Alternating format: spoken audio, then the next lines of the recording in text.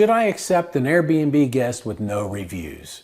If you're new to Airbnb and you've received a guest request to book your place, but they don't have any reviews and you're not sure what to do, this video is for you. My name's Charles Rashid, and I have over 30 years experience in the hotel industry and investing in real estate, and I've been investing in Airbnbs for over 4 years, and I've done millions of dollars on Airbnb. I've made all the mistakes, I've learned all the bad lessons, and I'm here to share it with you so you don't make the same mistakes as me. Today I'm going to go over what reviews are, what it means if someone doesn't have any reviews, and why you should or should not accept somebody with no reviews. And if you watch till the very end, I'm going to give you a free gift.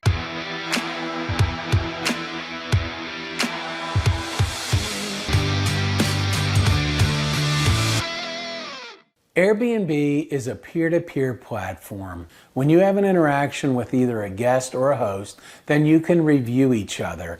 When you review somebody, Airbnb doesn't allow the other person to see your review until they've reviewed you. This makes it unbiased. Airbnb allows you to review your guests and your guests to review you as a host. And it's an unbiased review because Airbnb doesn't allow each other to see the other's response until after you've made your review. This is a great way for an independent review of how the guest treated your property, abided by your house rules, and followed your instructions. What does it mean when somebody doesn't have a review or no reviews? Well, it simply means that they have not hosted or stayed, or they have and the other person didn't review them. It's not necessarily a bad thing, but it shows that they haven't been using the platform very often or for very long. If you're enjoying this content, please subscribe to my channel, click the notification bell, and you'll be notified every time I upload a video. Okay, so should I accept a guest that has no reviews? Well, that really depends. I've accepted guests with no reviews that have been phenomenal guests that abided by all the rules, and I've accepted guests that are just nightmares.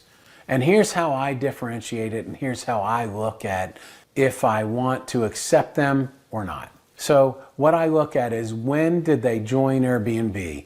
So if they've just joined today and they have no reviews, then I'm going to dig a little deeper. I'm going to want to know why they want to stay and where they're from. Now, if I find somebody that has signed up years ago and has no reviews, then I'm not as worried about it. I'm going to go ahead and allow them to rent my place.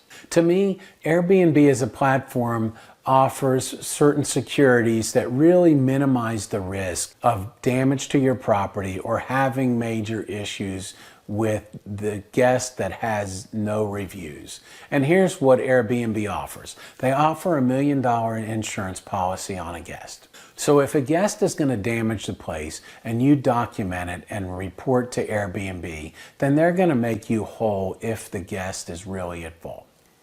This has happened to me a number of times, and every time Airbnb has come through with either getting the money from the guest or paying it from the insurance policy. The second thing that I've done to minimize risk is I charge a deposit, a damage deposit from the guest. Especially if it's a person with no reviews, I'm going to require a deposit until they prove themselves on the platform.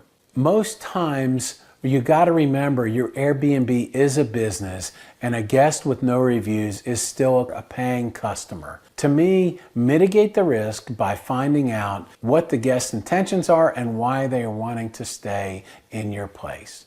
But for the most part, I've accepted most of my guests with no reviews, and I've been pleasantly surprised, no damage, following all the rules, and then they become repeat customers of mine.